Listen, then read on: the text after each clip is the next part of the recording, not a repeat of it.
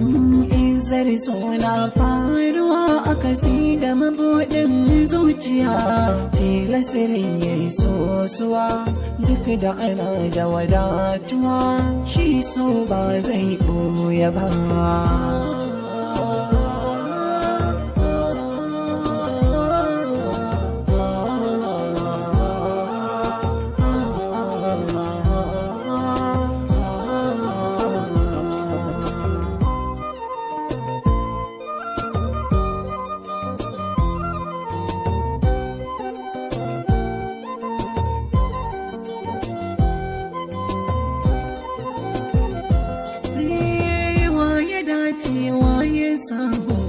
Wani ba zai koka ba, ita izzar so duk kaiminta kuma ba ta ɓuya ba, daɗin so furcin alkai.